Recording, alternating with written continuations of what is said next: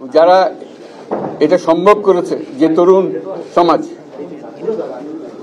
তাদের প্রতি আমি আবার সমস্ত প্রশংসা এবং কৃতজ্ঞতা জানাচ্ছি তাদেরকে। তারা আমার পাশে আছে।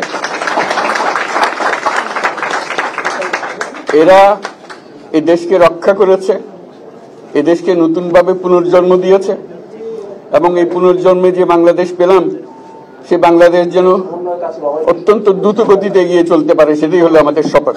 সেটা আমরা রক্ষা করতে চাই, এগিয়ে যেতে চাই।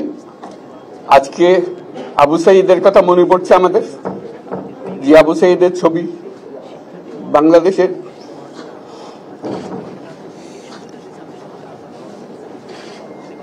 প্রতিটি মানুষের মনে গেঁথে আছে, এটা কেউ বলতে পারবে না। কি অবিশ্বাস্য একটা সাহসী যুবক, বন্দুকের সামনে দাঁড়িয়ে আছে, এবং তারপরে থেকে কোন যুবক, কোন যুবতী আর হার মানে নাই, সামনে গিয়ে আছে এবং বলছি যত গুলি মারো, মারতে পারো, আমরা আছি। তো যার কারণে এটা সারা বাংলাদেশ জুড়ে এই আন্দোলন ছড়িয়ে গেছে, এবং যার কারণে বাংলাদেশ এই দ্বিতীয়বার স্বাধীনতা অর্জন করলো।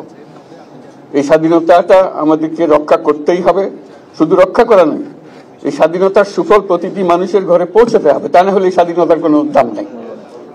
এই স্বাধীনতা থেকে পৌঁছানো হলে আমাদের শপথ, আমাদের যে প্রতিজ্ঞা, যে আমাদেরকে এটা করতে হবে, ঘরে ঘরে পৌঁছাতে হবে। মানুষ যেন জানে যে বাংলাদেশ স্বাধীন হওয়ার অর্থ হলো তার নিজের ভবিষ্যতের পরিবর্তন।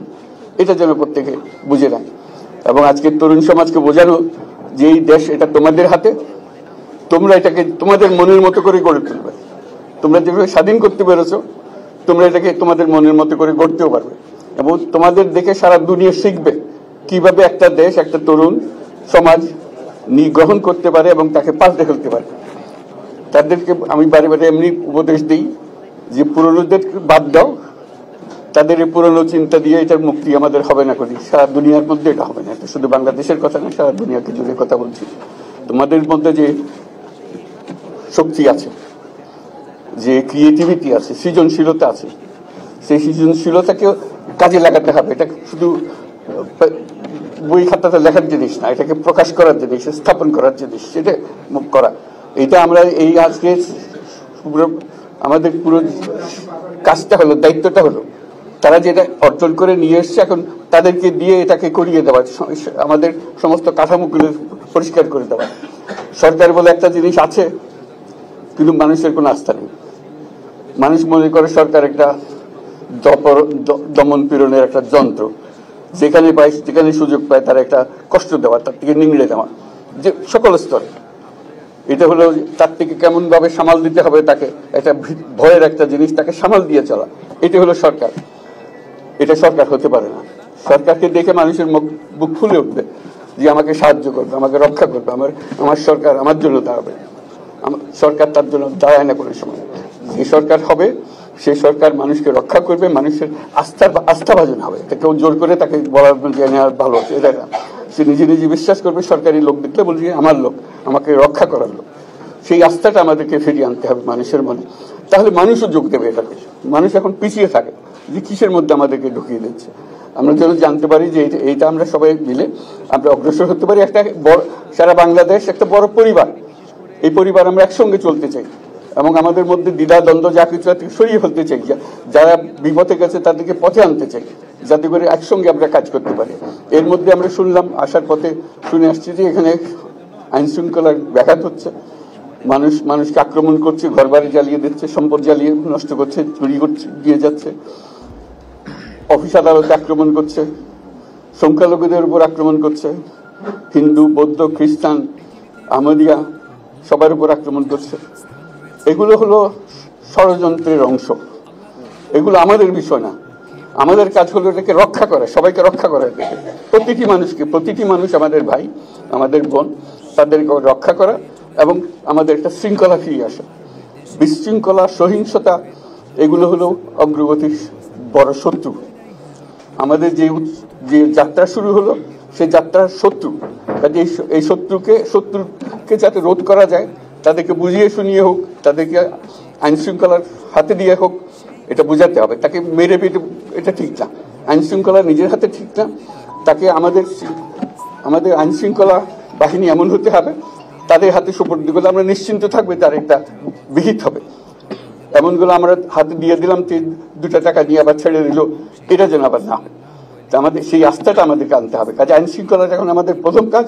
এই আইন শৃঙ্খলা ঠিক না হওয়া পর্যন্ত এটা আমরা অগ্রসর করার জন্য পদক্ষেপ নিতে পারবো না। আপনারা আমার উপরে আস্থা রেখে আমাকে জানিয়েছেন, ছাত্ররা আমাকে আহ্বান দিয়েছে, সেটাতে আমি সাড়া দিয়েছি। দেশবাসীর কাছে আমার আবেদন, আপনারা যদি আমার উপরে বিশ্বাস রাখেন, আমার উপরে ভরসা রাখেন, তাহলে নিশ্চিত করেন যে দেশে কোনো জায়গায় কারো উপরে হামলা হবে না। এটা আমাদের প্রথম দায়িত্ব। এটা যদি আমি করতে না পারি, এটা আমার কথা যদি না শোনেন আপনারা, তাহলে আমার প্রয়োজন এখানে নাই। আমাকে বিদায় দেন, আমি আমার কাজে থাকি, সেখানে আমি ব্যস্ত থাকি। যদি আমাকে প্রয়োজন মনে করেন, তাহলে আমাকে প্রয়োজন মনে করলে আপনাদেরকে দেখাতে হবে যে আমার কথা আপনারা শোনেন।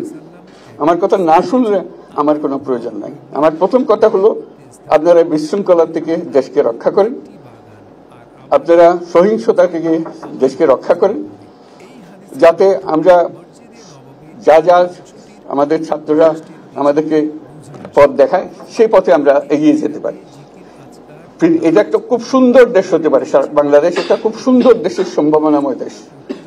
কাজে এই সম্ভাবনাগুলোকে আমরা নষ্ট করে দিয়েছি। এখন আবার সেই বীজতলা আবার তৈরি করতে হবে, আবার আমাদেরকে জেগে উঠতে হবে। তারাই এই বীজতলা তৈরি করবে, তাদের হাত দিয়েই হবে, এবং তাদের দিকে আমরা তাকাবো, এবং আমরা তাদের নির্দেশ মতে আমরা অগ্রসর হব। এখানে সরকারি কর্মকর্তা কর্মচারী যারা আছেন, সেনাবাহিনী, বিমান বাহিনী, নৌবাহিনী প্রধানরা যারা আছেন, তাদের প্রতি অনুরোধ, আমরা একটা পরিবার, এইটার মধ্যে যেন আমাদের গোলযোগ না হয়, আমরা একযোগে একসাথে চলতে পারি, এবং আমরা তড়িৎ গতিতে একটা সুন্দর বাংলাদেশ গড়ার পথে এগিয়ে যেতে পারি। সেটাই আমার কামনা। আপনাদের সবার কাছে আবেদন, আমাদেরকে সেই সুযোগ দেন, আমরা সেই পথে আমরা যেন অগ্রসর হয়ে নিজের প্রশান্তি পাই। পৃথিবীর সবাই আগ্রহ করে তাকিয়ে আছে আমাদের দিকে। এখানে যখন ছাত্ররা রাস্তায় নেমেছে, পৃথিবীর সব জায়গা থেকে অভিনন্দন এসছে, যে তারা অবাক হয়ে গেছে।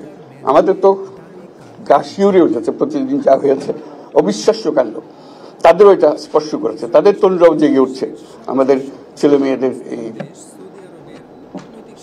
অভিজ্ঞতা থেকে, তাদের এই সংবাদ থেকে তারাও চোখ জেগে উঠেছে আমরা কি করতে পারি। কাজে আমাদের কাজ হবে এগুলো সম্পূর্ণ করা। আমরা আজকের থেকে শুরু করলাম, সেটা আশা করি আমরা দ্রুত গতিতে এগিয়ে যেতে পারবো। সবাইকে ধন্যবাদ। আজকে কোশ্চেন নিলাম।